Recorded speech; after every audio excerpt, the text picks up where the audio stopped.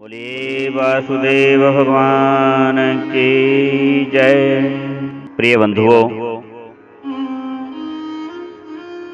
नंद नंदन की कृपा आपको प्राप्त हो।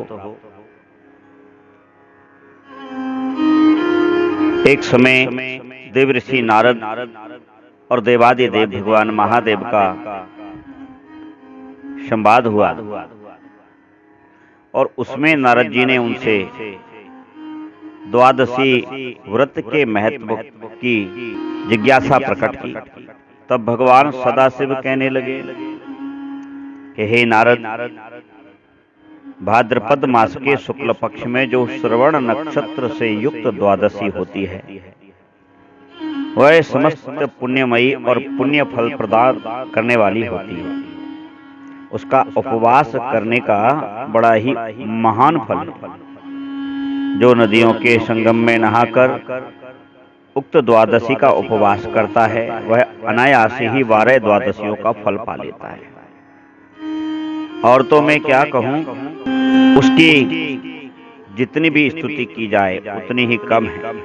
उस दिन भगवान का धूप दीप नैवेद्य फल से पूजन करना चाहिए और गरुड़ध्वज भगवान का पूजन करके पुष्पांजलि करें। आरती के पश्चात हाथ जोड़ करके निवेदन करें और वह व्रत भगवान को सौंप दें। मैं तुमको बतलाता हूं उस व्रत का फल। दासेरक नाम का एक देश है जो पश्चिम भाग में मरुस्थल अर्थात मारवाड़ प्रदेश में है। समस्त प्राणियों के लिए यह प्रदेश भय ही उत्पन्न कराने वाला है। कारण वहां की भूमि तपी हुई बालू से भरी रहती है।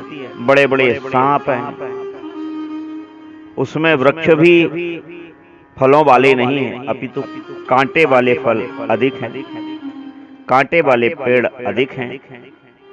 छाया वाले पेड़ भी वहां नहीं हैं। समी, खैर, करील, पलास आदि के वृक्ष वहां पर हैं, जो देखने में ही बड़े भयंकर दिखाई देते हैं। यद्यपि कर्म बंधन से बंधा हुआ जीव वहां जन्म लेता ही है। उस देश में ना तो पर्याप्त जल है, ना जल को धारण करने वाले बादल ही वहां पे दिखाई देते हैं। एक बार एक बनिया महाजन व्यापार करने के लिए साथियों के सहित निकला और अचानक भ्रमवश अपने साथियों से भटक करके और उस घोर जंगल में पहुंच गया। जैसे जैसे वह आगे बढ़ता, यह सोचकर कि मुझे मार्ग मिलेगा, किंतु वह और मार्ग से अधिक भटकता हुआ घनघोर जंगल में पहुंच गया। भूख और प्यास ने उसको अत्यंत व्याकुल कर रखा था। इतने में ही उसको एक बड़ा ही डरावना दृश्य दिखाई दिया। एक बहुत बड़ी प्रेतों की टोली चली आ रही थी उसकी ओर, और बड़े भयानक शब्द करते हुए वह प्रेत आ रहे थे। तब वह भय के कारण कांपने लगा। अभी तो वह भूख और प्यास की चिंता से छटपटा रहा था कि मैं क्या खाऊं, क्या पीऊं, कहां जाऊं, अब मेरा क्या होगा। किंतु वह प्रेत उसकी ओर ही दौड़े चले आ रहे थे। इतने सारे प्रेत अजीब अजीब से उनके शरीर बड़े ही भयावह डरावने। और तब उसने एक आश्चर्य और देखा कि एक प्रेत वह प्रेत के कंधे पर चल रहा था। उसे प्रेत बारी बारी से कंधे पर बिठाल कर ला रहे थे। तब वह एकदम भगवान का ही ध्यान करके खड़ा हो गया। जब उस प्रेत की टोली ने मानव को देखा और उस प्रेत ने देखा जो कंधे पर चढ़ा हुआ था, वह उस मानव को देख करके प्रेत के कंधे से नीचे उतर गया और वहीं के पास आकर के उसे प्रणाम करके इस प्रकार बोला, इस घोर प्रदेश में हे मानव, आपका कैसे प्रवेश हुआ। यह सुनकर के बुद्धिमान बनिए ने कहा कि प्रभु, जाने कौन सा दुर्भाग्य था जो मुझे यहाँ खींच लाया। मैं अपने साथियों से बिछुड़ गया हूँ, व्यापार के लिए निकला था, मैं महाजन हूँ, अब तो मेरे पास ना धन है ना मेरा अश्व है, और भूख प्यास से मैं बहुत व्यथित हो रहा हूँ। इस समय मुझे बड़े ही जोर की भूख और प्यास दोनों एक साथ सता रही। तब उस प्रेत ने उस समय अपने अतिथि को उत्तम अन्न प्रदान किया। उसमें खाने मात्र से उसके खाने मात्र से वनियों को बड़ी तृप्ति हुई। वह एक ही क्षण में प्यास और संताप से रहित हो गया। इसके बाद वहां बहुत से प्रेत आ पहुंचे और वो प्रधान प्रेत ने क्रमशः उन सबको भी अन्न का भाग दिया। दही भात और जल से उन्हें भी बड़ी प्रसन्नता और तृप्ति हुई। इस प्रकार अतिथि और प्रेत समुदाय को तृप्त करके उसने स्वयं भी बचे हुए अन्न का सुखपूर्वक भोजन किया। उसके भोजन कर लेने पर वहां जो सुंदर अन्न और जल प्रस्तुत हुआ था, यह सब अदृश्य हो गया। तब बनिए ने उस प्रेत राज से कहा कि भैया, इस वन में तो मुझे बड़े आश्चर्य की बात प्रतीत हो रही है। तुम्हें यह उत्तम अन्न और जल कहां से प्राप्त हुआ? क्योंकि यहाँ तो दूर दूर तक जल और अन्न दिखाई नहीं देते। तुम लोग यहाँ कैसे निवास करते हो? तब प्रेत बोला, महाभाग, मैंने अपना पूर्व जन्म केवल वाणिज्य व्यवसाय में आसक्त होकर के व्यतीत किया। समुचे नगर में मेरे समान कोई दूसरा ना तो धनी था और ना ही कोई दुरात्मा था। मुझे धन का बड़ा घमंड था और मैं अपने धन के लोभ के कारण कभी किसी भिखारी को भीख भी नहीं देता था। जब कोई भिक्षा मांगने याचना करके मेरे पास आता, तब मैं उसको अपमानित करता कि तुम अच्छे हट्टे कट्टे हो, मेहनत क्यों नहीं करते हो? मैं उसकी किसी भी प्रकार की व्यवस्था को नहीं समझता था। एक समय मेरे एक ब्राह्मण मित्र थे। यद्यपि मैं बहुत कंजूस था, अभिमानी था, किंतु उन ब्राह्मण मित्र की बात मैं कभी टालता नहीं था।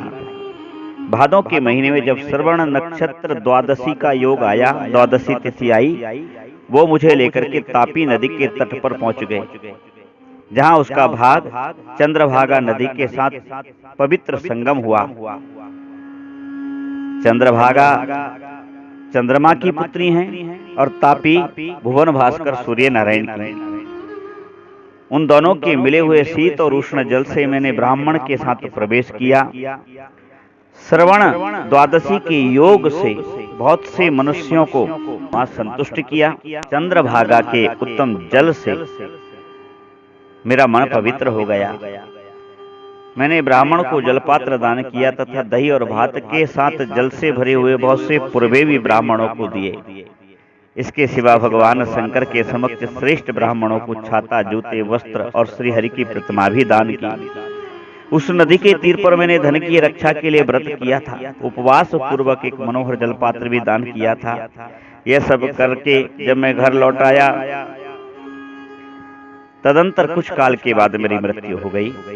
नास्तिक होने के कारण मुझे प्रेत की योनि में ही आना पड़ा, किंतु श्रवण द्वादशी के योग में मैंने जो जल, दही और भात का दान किया था, इसलिए प्रतिदिन मध्याह्न के समय वही जल, वही दही और वही भात मुझे प्राप्त हो जाता है। सो हे ब्राह्मण, उस द्वादशी तिथि के व्रत के कारण यह सब मुझे प्राप्त हो जाता है। मेरी प्रेत योनि क्यों हुई? क्योंकि मैं ब्राह्मण का धन चुराने वाला पापी और अनेक दीन दुखियों का धन मैं हड़प लेता था। इस कारण प्रेत भाव को प्राप्त हुआ। ये जितने भी प्रेत हैं, ये सब ऐसे ही हैं।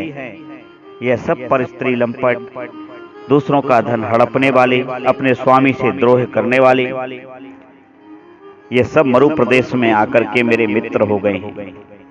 सनातन परमात्मा भगवान विष्णु जो अविनाशी हैं, उनके उद्देश्य से जो कुछ किया जाता है वह सब अक्षय कहा गया है। इस अक्षय अन्न से ही ये प्रेत पुनः पुनः मुझसे तृप्त होते रहते हैं। आज तुम मेरे अतिथि के रूप में उपस्थित हुए। मैं अन्न से तुम्हारी पूजा करके प्रेत भाव से मुक्त हो परम गति को प्राप्त होऊंगा, परंतु मेरे बिना ये प्रेत इस भयंकर वन में इस दुसह प्रेत पीड़ा को भोगेंगे। इसलिए हे पथिक, तुम हमारा एक काम करो, तुम इन प्रेतों के नाम और गोत्र लिख करके ले जाओ और इन सबके लिए तर्पण करो जा करके। जब तुम इनका तर्पण करोगे तो ये प्रेत योनि से मुक्त हो जाएंगे। इनका सबका तुम गया में जाकर के श्राद्ध कर देना। जब बनिया प्रेत की तरफ देखने लगा तब प्रेत ने कहा, चिंता नहीं करो, मैं तुम्हें पर्याप्त धन की व्यवस्था कराऊंगा। यहाँ से जब तुम हिमालय की ओर जाओगे, यहाँ से जब तुम आगे जाओगे तो एक पर्वत की तलहटी में तुम्हें बहुत सारा खजाना प्राप्त होगा। वह खजाना तुम ले जाना, इन प्रेतों का गया में जाकर श्राद्ध करना और इनका तर्पण करना, शेष खजाना तुम रख लेना। महादेव जी नारद जी से कहते हैं, बनिए ने ठीक उसी प्रकार प्रेत से विदा होकर के खजाना प्राप्त किया और फिर वह गया चला गया और गया में जाकर के उस परम बुद्धिमान बनिए ने शास्त्रोक्त विधि से प्रेतों का श्राद्ध किया। एक एक का नाम और गोत्र का उच्चारण करके उनके लिए पिंडदान किया। वह जिस दिन जिसका श्राद्ध करता था उस दिन वह आकर स्वप्न में बनिए को प्रत्यक्ष दर्शन देता और धन्यवाद करता कि हे महाभाग, तुम्हारी कृपा से मैंने प्रेत भाव को त्याग दिया है और अब मैं परम गति को प्राप्त हो रहा हूँ, तुम्हारा कल्याण हो। इस प्रकार वह महामना वैश्य गया तीर्थ में प्रेतों का विधि पूर्वक श्राद्ध करके बारंबार भगवान विष्णु का ध्यान करता हुआ अपने घर लौट आया। और फिर भाद्रपद मास के शुक्ल पक्ष में जब श्रवण द्वादशी का योग आया तब वह समस्त सामग्रियां लेकर के उसी नदी के तट पर संगम पर गया और वहां द्वादशी का व्रत किया और उसका फल भगवान को सौंपा। उत्तम अनेकों साधन से युक्त रह करके बनिया नाना प्रकार के भोग पृथ्वी पर भोगता हुआ अंत में वैकुंठ को प्राप्त हो गया। इस प्रकार जो विष्णु द्वादशी का व्रत करता है उसकी परम गति होती है। अब आप देखिए, प्रेतों ने ही प्रेतों की गति करवा ली, इस व्रत का इतना प्रभाव है। बोलिए लक्ष्मी नारायण भगवान की जय। श्री कृष्ण गोविंद हरे मुरारे, हे नाथ नारायण